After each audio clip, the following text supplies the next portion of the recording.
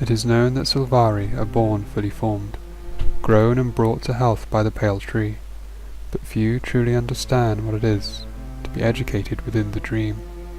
The dream is complex, an amalgamation of life lessons, sweeping beliefs, personal experience, and deeply rooted morals. The dream is created by every Sylvari, both before they have awoken and while they walk Tyria.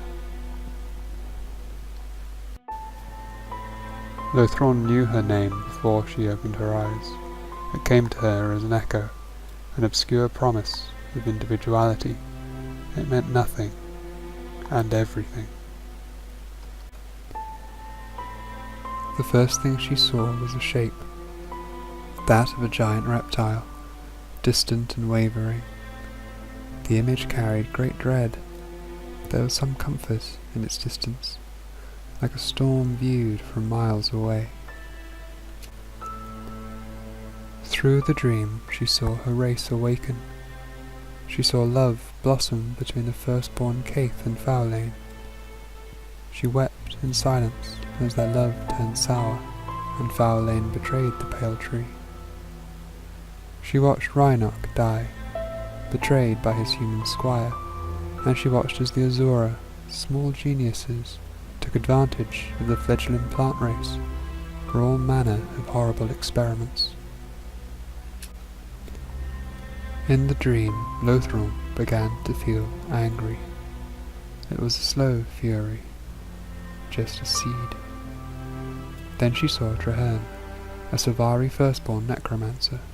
Strange, she thought, that a being of nature should have the power of a bone and flesh, yet fitting, as his Wyld Hunt was to reclaim awe. Awe. Images of the human city, long sunken, now forced to the surface, swam before her. The land swarmed and pulsed with the undead. Again that vague image of a reptile. It was this being who had raised awe and enslaved its dead. Then it dawned on Lothron. This had already happened. She was watching the past. She saw Traherne unite with a strange, enigmatic individual, a leader of all the free people of Tyria.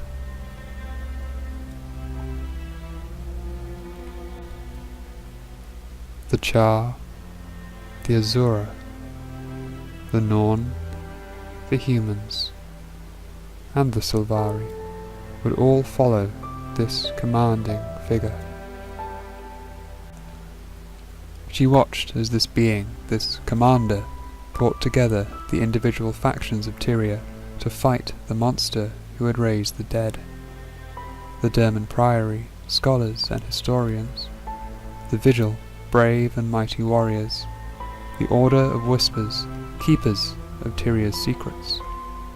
They overcame their differences under the commander's guidance, and together, with all the races united under the banner of this new pact, set out to the risen city. Only then did Lothron see the monster for what it was, an elder dragon, one of many, awoken and intent on gathering all of Tyria's magic through war and bloodshed. This was Zhaitan, the elder dragon of the undead. All did not go smoothly for this newly formed pact. Lothron watched through the eyes of the Sylvari who were there as the dead swarmed to meet them. She watched as minions of the dragon Zhaitan crashed against the pact with unrelenting force.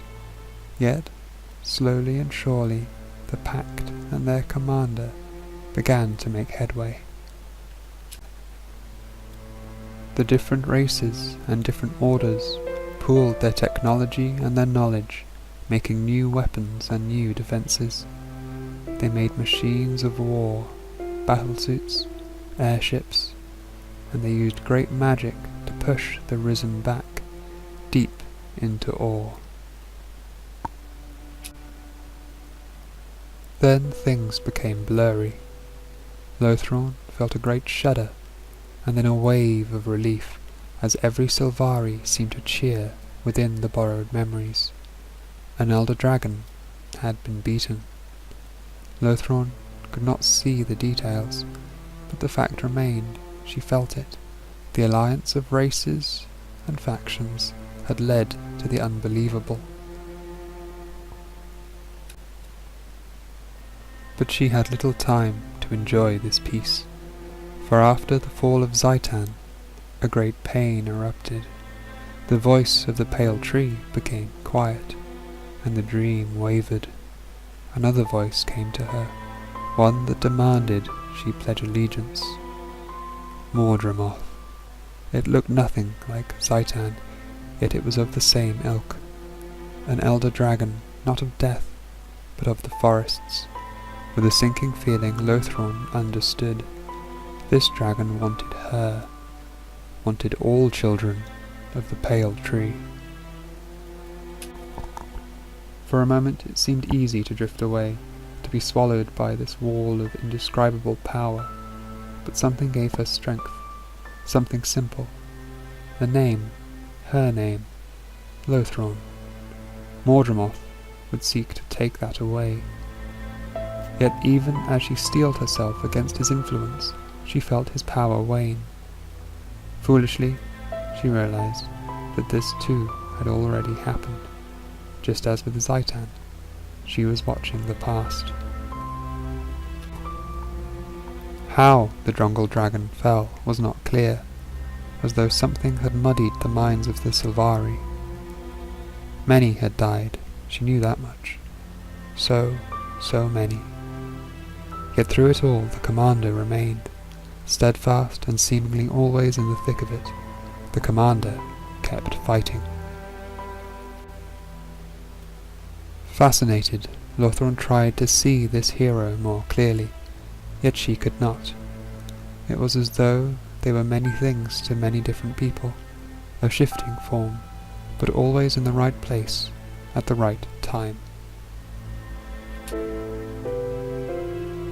Mordramoth was gone, but all was not well. The pale tree felt unsteady. The dream wavered again, as though something deep below was moving. Another elder dragon, perhaps, but not just that. Magic was flowing all around Tyria.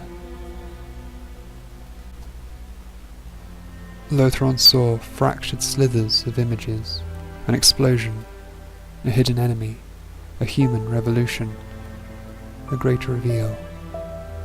Shame overcame Lothron then. It seemed that she had slept, while countless others had lived and fought and died. She could see it all, but have no part of it.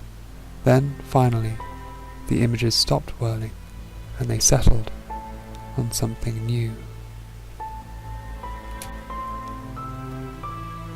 Through the dream she had already seen the snowy mountains of the Norn, the floating, cube-like Azoran cities, the grand towers of humanity, and the metal citadel of the Char.